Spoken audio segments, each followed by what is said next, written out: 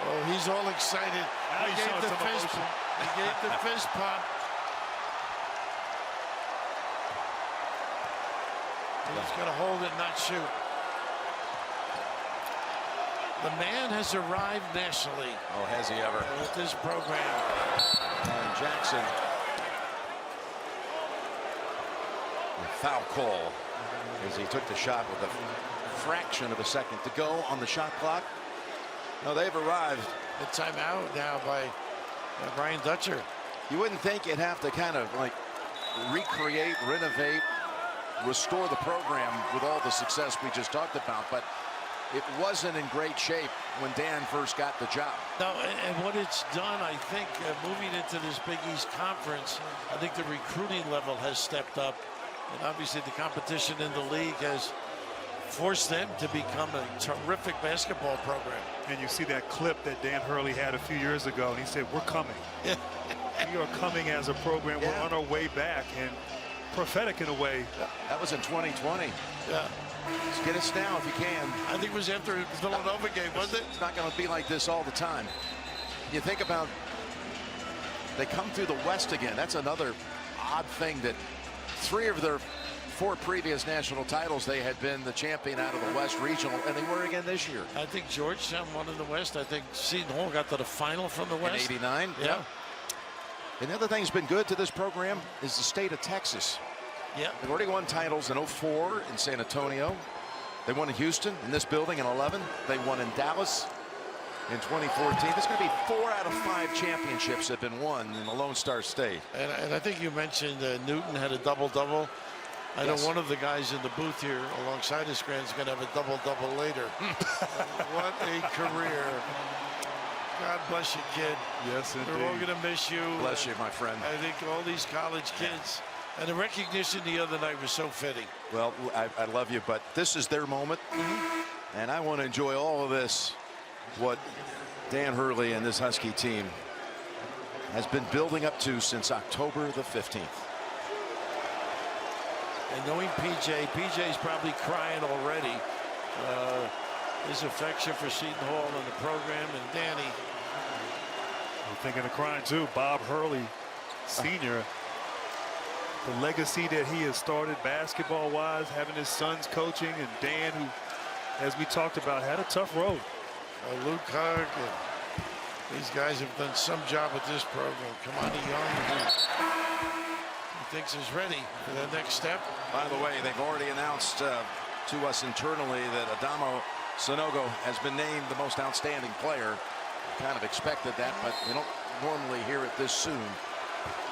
He was dominant this entire tournament, every game.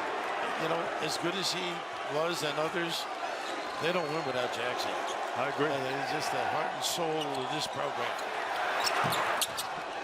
They run it out, and it's in the hands of the coach's son. How about that? Is that appropriate? Don't you know, just someday he'll be a coach of his own program. Oh, yeah. This is becoming a family dynasty, if you will. And Dutch, what a year he's had too. Hurley and the Huskies have their dreams come true.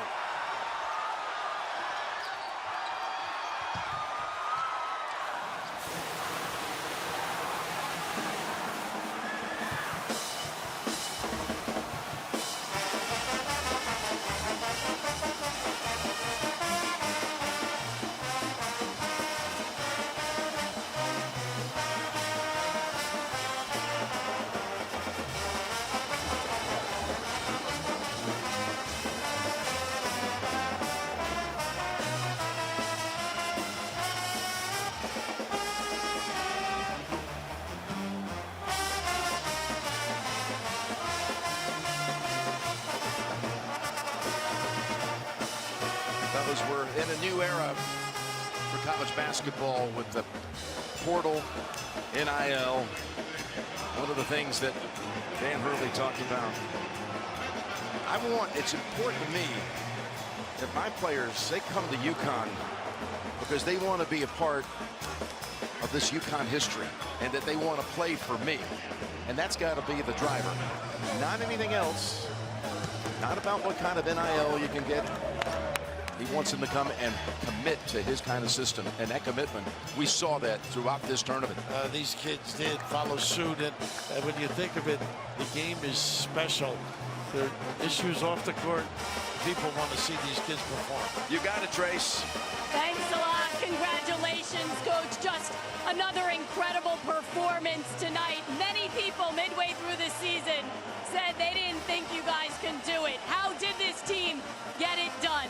Well, they buried us before the season, and then they buried us at the midpoint because we weren't ranked going into the year, so we had the chip on our shoulder. And, you know, we knew the level that we could play at, even through those dark times. And when you have a guy like Andre Jackson, who's the captain of your team, and an Adama Sanogo, you know, it's easy to get back on track. You just had a long embrace with your son. You're here in front of your dad and your whole entire family. They're right over there. We know the journey that you have been on to get here, to be able to accomplish this for UConn. What does it mean?